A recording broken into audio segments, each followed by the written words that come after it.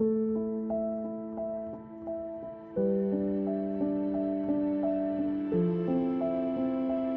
Year's Eve, we were at a party.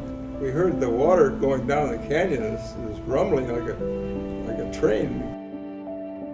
My mother was really getting worried because the mud was coming in our house just off of Rosemont on Pickens Canyon. We didn't know very many people, and she didn't have a car, and you couldn't get out with a car anyway. I will remember it forever. I remember it as if it was yesterday. Southern California is famous for its pleasant, predictably calm, sunny weather. But every now and then, nature shatters this tranquility with ferocious displays of power.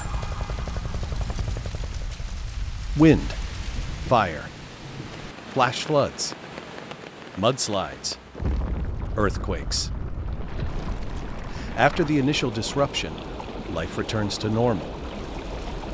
But on rare occasions, a disaster is so severe, it forever changes the lives of those affected by it.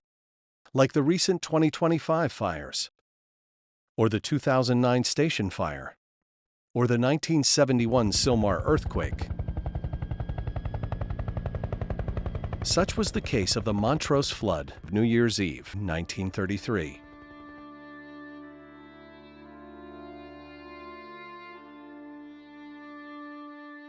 It began with a fire in November of 1933.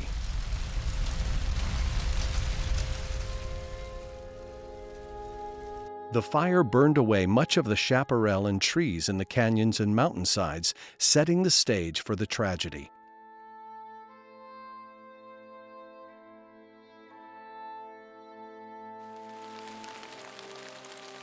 On New Year's Eve day, it began to rain and rain and rain.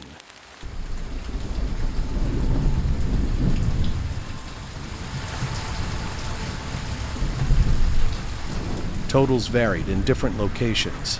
One mountain station recorded as much as 17 inches of rain. Around midnight, a cloudburst over the mountains triggered the disaster. Massive mudslides suddenly burst out of the canyons, widening as they rushed toward the population below, destroying everything in their path.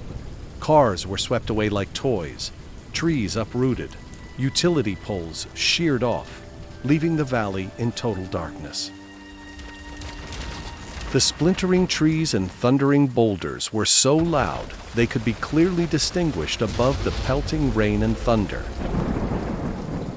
Survivors likened it to the sound of 100 freight trains. Rocks, boulders, trees, twisted cars, jagged debris slammed into 400 homes, obliterating half of them. Hundreds of people were unexpectedly caught in the torrent, swept away, bones broken, faces lacerated, bodies gashed. In the end, 39 people were killed. The force of the water was so powerful, several bodies were not discovered for days, some found floating in the Pacific Ocean. The mudslide coming out of the Hall Beckley Canyon did the most material damage in Montrose.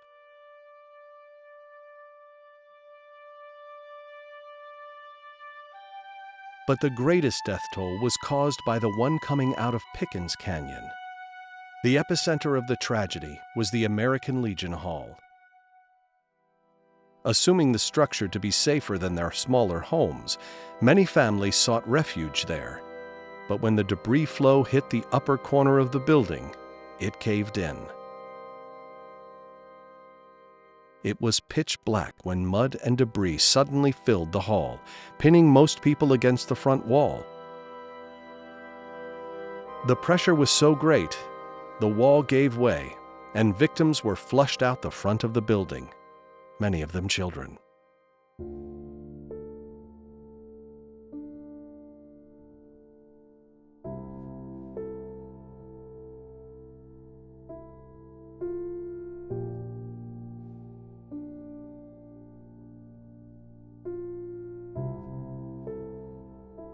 Some survivors were so traumatized, they moved away and never came back.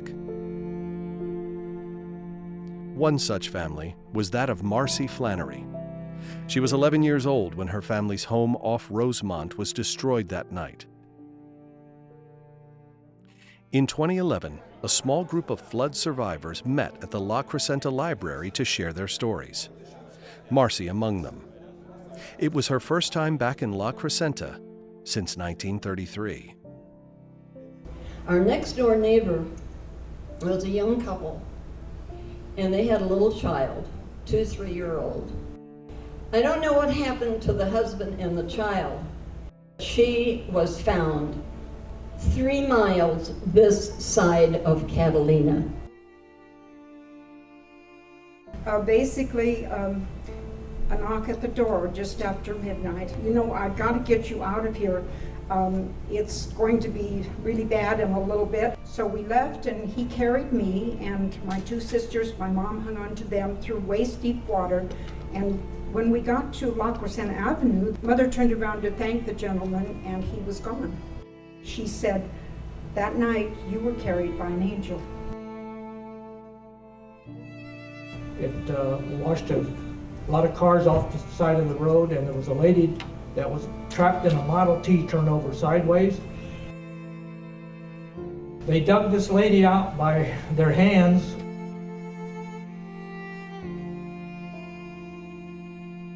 After the flood, the VFW hall was repaired and moved from Rosemont Avenue to La Crescenta Avenue. Marcie visited the building for the first time in 78 years. Her experience captured the essence of what hundreds of others went through that night.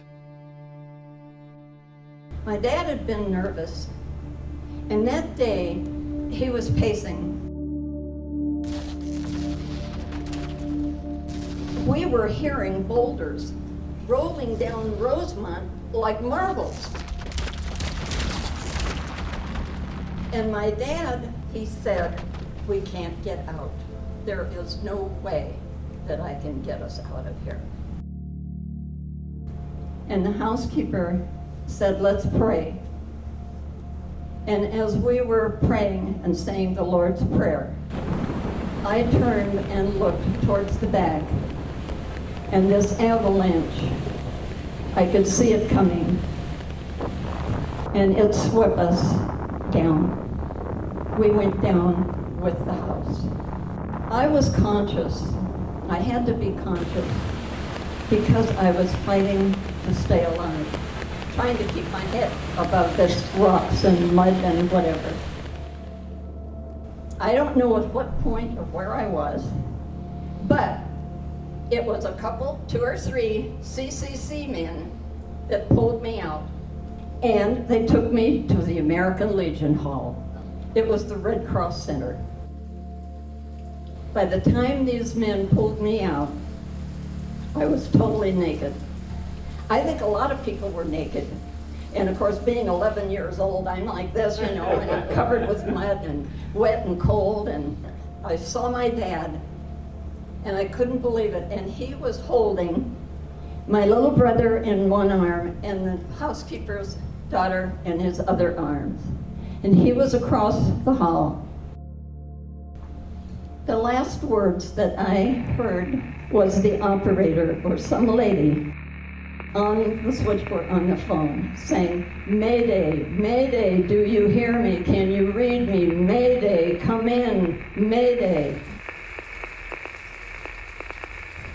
And I saw the mud come in, and I saw my father and the 2 kids go out with it. My dad yelled something to me. I went with it.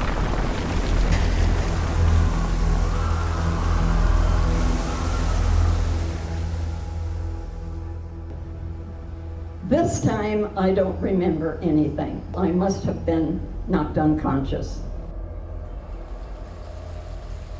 When I came to, something was over me. I was under something, a big boulder or something, because I remember waking up and crawling out of this mud I know what I saw, but I can't explain it, but it was total devastation.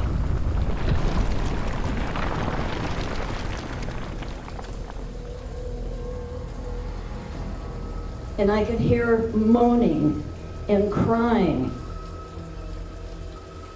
And I could see those big lights way, way, way in the distance. And I heard this little cry, and I said, "Buddy, is that you?" And then I heard my dad say, "Marcie, is that you? Where are you?" And I said, "Daddy, where are you? Keep talking, keep talking." And I spotted him, and he was leaning up against a telephone pole. My little brother was buried clear up to his neck. It was a little Ford coupe, a little coupe. It was half buried. I went and dug the dirt away from the door, the passenger door. And then I went to where my father was.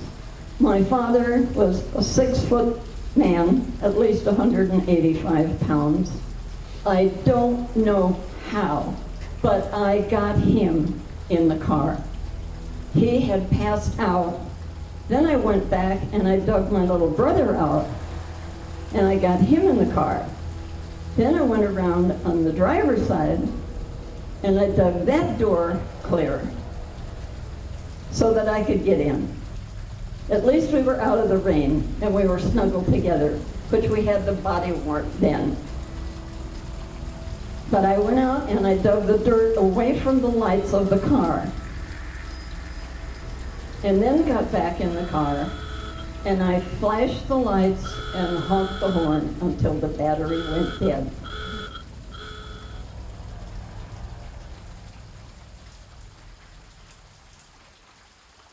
But I looked up through the windshield and I said, "Daddy, it's just breaking dawn. We made it." And I looked out and there were 3 men coming in our direction.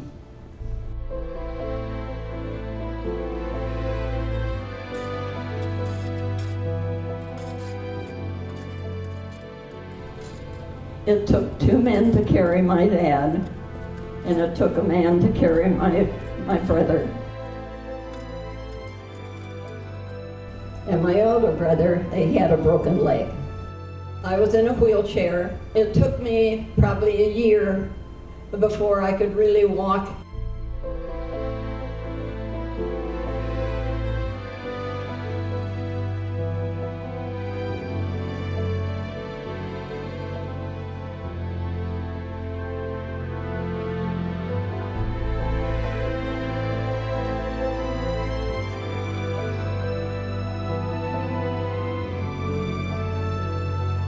The housekeeper, she was found wrapped around a telephone pole. And her daughter, they only found half of her body. I've never gotten over it.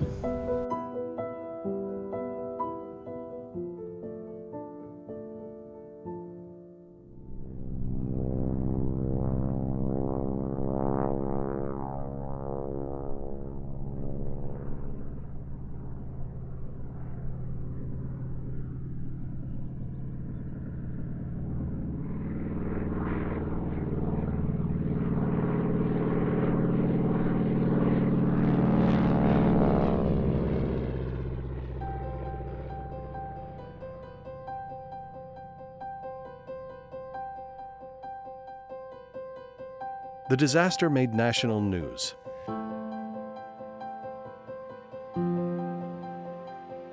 The Army Corps of Engineers was brought in to rectify the situation. Over the next few years, they built a network of flood control channels, forever changing the landscape.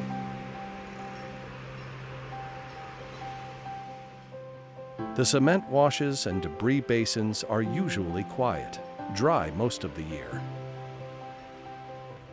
Their silence gives no indication that their construction was the result of one of the most harrowing events in the valley's history.